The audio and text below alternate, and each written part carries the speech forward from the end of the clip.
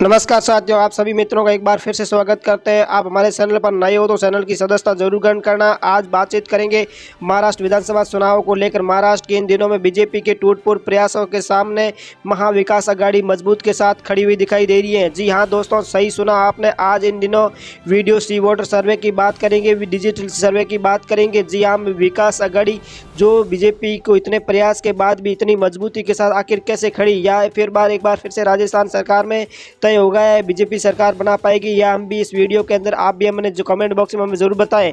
जी हाँ दोस्तों, महाराष्ट्र चुनाव जैसे जैसे नजदीक आ रहे हैं, महाराष्ट्र की राजनीति भी गर्मा रही है। महाराष्ट्र की राजनीति के एक नया मोड़ भी आया है। शरद पवार ने अपने भतीजे अजित पवार को भी अपना लिया है। जी हाँ दोस्तों, आपने सही सुना है। क्या इस बार महाराष्ट्र के अंदर 248 सीटों की जो चुनाव होने वाले हैं, क्या इस बार महाराष्ट्र में लोकसभा के चुनाव में कुछ अलग कौन सी सरकार बना पाएंगे? आप भी अपने वीडियो में जरूर बताएं ताकि हमें भी पता चले कि इस बार कौन सी सरकार बना पाएगी। आप भी अपने कमेंट बॉक्स में जरूर दें। महाराष्ट्र हम आगे ले चलते हैं।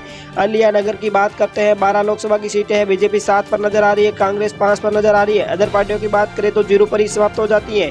अलिया नगर की बात करने वाले 12 लोकसभा की सीटें। अलिया नगर से हम आगे भी बात करने वाले हैं। मास सर्वे की तरफ तक बने रहिए इस चैनल पर। आप बात करते हैं जलगांव की।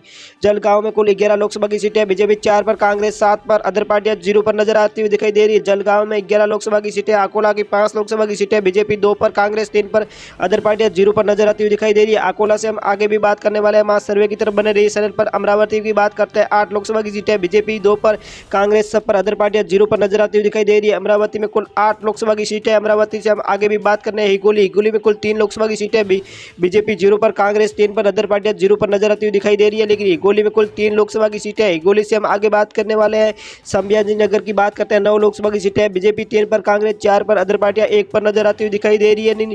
संभाजी नगर की बात करते हैं। 9 लोकसभा की सीटें। संभाजी नगर से आगे भीड़ जिले की बात करते हैं। 6 लोकसभा की सीटें। बीजेपी 3 पर, कांग्रेस 2 पर, अदर पार्टियां 1 पर नजर आती हुई दिखाई दे रही है। भीड़ में कुल 6 लोकसभा की सीटें हैं। भीड़ जिले से आगे भी बात करने वाले हैं। मास सर्वे की तरफ बने रहिए। गोदिया की बात करते हैं। गोदिया में कुल 4 लोकसभा की सीटें हैं। बीजेपी 2 पर, कांग्रेस 2 पर, अदर पार्टियां 0 पर नजर आती हुई दिखाई दे रही है। गोदिया में कुल 4 लोकसभा की सीटें हैं।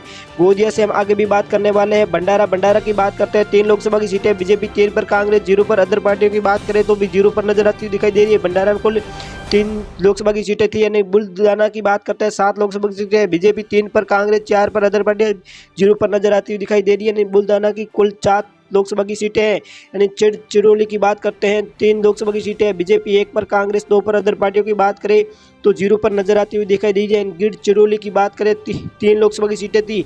जलना की बात करें 5 लोकसभा की सीटें। बीजेपी 3 पर, कांग्रेस 2 पर, अदर पार्टियां 0 पर नजर आती हुई दिखाई दे रही है। जलना में कुल 5 लोकसभा की सीटें हैं। जलना से आगे बात कर रहे हैं। चंद्रपुर की 6 लोकसभा की सीटें हैं। बीजेपी 4 पर, कांग्रेस 2 पर, अदर पार्टियां 0 पर नजर आती हुई दिखाई दे रही है। चंद्रपुर की कुल 6 लोकसभा की सीटें हैं। चंद्रपुर से हम आगे भी बात करने वाले हैं। मास सर्वे की तरफ बने रहिए। यानी पालनगढ़ की बात करते हैं। 6 लोकसभा की सीटें। बीजेपी 4 पर, कांग्रेस 2 पर, अदर पार्टियां 0 पर नजर आती हुई दिखाई दे रही है। लेकिन आगे भी बात करने वाले मास सर्वे की तरफ बने रहिए चैनल पर। सोलापुर की बात करते हैं। 11 लोकसभा की सीटें हैं। बीजेपी 7 पर, कांग्रेस 4 पर, लेकिन अदर पार्टियां 0 पर नजर आती हुई दिखाई दे रही है। लेकिन यह बीजेपी 4 पर नजर आ रही है। लेकिन सोलापुर से हम लातूर की बात करते हैं। लातूर में कुल 6 लोकसभा की सीटें।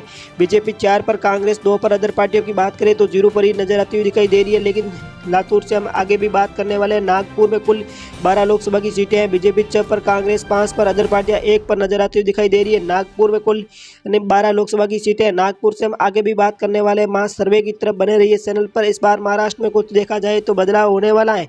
क्या इस बार धाराशिव की बात करते हैं तो 4 लोकसभा की सीटें। बीजेपी 2 पर, कांग्रेस 2 पर, अदर पार्टियां 0 पर नजर आती हुई दिखाई दे रही है। धाराशिव में कुल 4 लोकसभा की सीटें। धाराशिव से आगे हम बात करने वाले धुले में कुल 5 लोकसभा की सीटें। बीजेपी की बात करते हैं तो 3 पर नजर आ रही है। लेकिन कांग्रेस 2 पर, अदर पार्टियों की बात करें तो 0 पर ही समाप्त होती हुई दिखाई दे रही है। नासिक की बात करते हैं। 15 लोकसभा की सीटें। बीजेपी 8 पर, कांग्रेस 4 पर, अदर पार्टियां 0 पर नजर आती हुई दिखाई दे रही है। लेकिन हम नासिक से आगे भी बात करने वाले हैं। नासिक में कुल 15 लोकसभा की सीटें थी। कोल्हापुर में की बात करें। कोल्हापुर में कुल 10 लोकसभा की सीटें हैं। बीजेपी 3 पर नजर आ रही है, कांग्रेस 7 पर नजर आ रही है। अदर पार्टियों की बात करें तो जीरो पर ही नजर आती हुई दिखाई दे रही है। आगे बात करने हैं सांगली में कुल 8 लोकसभा की सीटें हैं। बीजेपी 4 पर नजर आ रही है, कांग्रेस 4 पर नजर आ रही है। अदर पार्टियों की बात करें तो जीरो पर नजर आती हुई दिखाई दे रही है। पर बानी की बात करें 4 लोकसभा की सीटें, बीजेपी 1 पर, कांग्रेस 3 पर। अदर पार्टियों की बात करें तो जीरो पर ही समाप्त हो जाती है। मुंबई शहर की बात करें 10 लोकसभा की सीटें, बीजेपी 4 पर, कांग्रेस 6 पर। अदर पार्टियां जीरो पर नजर आती हुई दिखाई दे रही है। मुंबई शहर में कुल 10 लोकसभा की सीटें हैं। मुंबई शहर से हम आगे भी बात करने वाले हैं। महासर्वे की तरह निदुरबाद की बात करें 4 लोकसभा की सीटें, बीजेपी 2 पर, कांग्रेस 2 पर।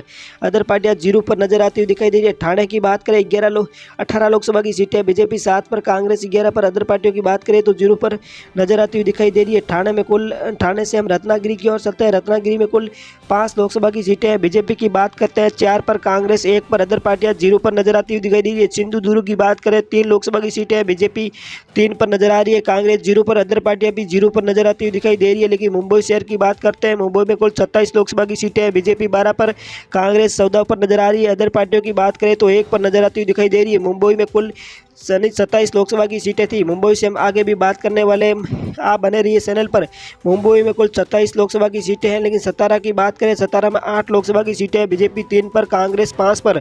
अदर पार्टियों की ओर हम ले चलते हैं तो अदर पार्टियां जीरो पर ही समाप्त होती हुई दिखाई दे रही है। नांदेड़ की बात करें 9 लोकसभा की सीटें हैं, बीजेपी 4 पर, लेकिन यह कांग्रेस की बात करते हैं तो 5 पर नजर आती हुई दिखाई दे रही है। अन्य पार्टियों की हम ले बात करते हैं तो जीरो पर।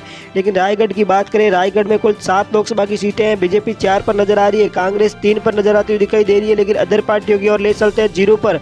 लेकिन पुणे में कुल 21 लोकसभा की सीटें हैं, लेकिन बीजेपी की बात करें 12 पर, कांग्रेस 8 पर। इसके साथ अदर पार्टियों को हम ले चलते हैं तो अदर पार्टियां 1 पर नजर आती हुई दिखाई दे रही है। लेकिन वाशिम की बात करें 3 लोकसभा की सीटें, बीजेपी 3 पर, कांग्रेस जीरो पर। अदर पार्टियों की बात करें, अदर पार्टियां जीरो पर नजर आती हुई दिखाई दे रही है। वर्धा की बात करें, वर्धा में कुल 4 लोकसभा की सीटें हैं, बीजेपी 3 पर, कांग्रेस 1 पर। अदर पार्टियों की बात करते हैं, अदर पार्टियां जीरो पर नजर आ रही है। वर्धा में से आगे ले चलते हैं वातनमाल में कल चल लोकसभा की सीटें, बीजेपी 3 पर, कांग्रेस 3 पर। अदर पार्टियों की बात करते हैं, अदर पार्टियां भी जीरो पर नजर आती हुई दिखाई दे रही है। वातनमाल में कुल 6 लोकसभा की सीटें हैं। लेकिन इससे आगे बता दें कि महाराष्ट्र के इस बार कहीं न दिन बीजेपी के टूटफूट प्रयास में राजनीति के सामने महाविकास अघाड़ी मजबूती के साथ खड़ी हुई दिखाई दे रही है। जी हाँ दोस्तों, आपने सही सुना है। आज के इस वीडियो में सी वोटर सर्वे की बात करने वाले हैं। लेकिन महाविकास अघाड़ी जहाँ बीजेपी के सामने इतने प्रयास के बाद भी इतनी मजबूती के साथ आखिर कैसे खड़ी है, एक बार फिर से सरकार बनानी तय है या फिर एक बार बीजेपी सरकार बना पाएगी? आप भी अपने वीडियो में कमेंट बॉक्स में जाकर हमें जरूर बताइए कि इस बार क्या अलग होने वाला है। जी हाँ दोस्तों, महाराष्ट्र के चुनाव जैसे जैसे नज़दीक आते हैं वैसे वैसे महाराष्ट्र की राजनीति में गर्मा रही है और महाराष्ट्र की राजनीति में एक नया मोड़ भी आ रहा है। क्या इस बार शरद पवार ने अपने भतीजे अजीत पवार को भी अपना लिया है? इस बार जानते हैं कि इस बार कहीं ना कहीं देखा जाए तो महाराष्ट्र के अंदर बहुत बड़ा बदलाव होने वाला है। जी हाँ दोस्तों, अभी तक आपने हमारे चैनल को लाइक और सब्सक्राइब नहीं किया तो जरूर कर लीजिए। महाराष्ट्र के अंदर इस बार कौन सी सरकार बना पाएगा, आप भी कमेंट बॉक्स में हमें जरूर बताएं ताकि हमें भी पता चले कि आप वीडियो कहां से देख रहे हैं। लेकिन दोस्तों नमस्कार, आज के अगले वीडियो में मिलते हैं जल्दी, तब तक बने रहिए चैनल पर। आपने अभी तक चैनल को लाइक और सब्सक्राइब नहीं किया तो जरूर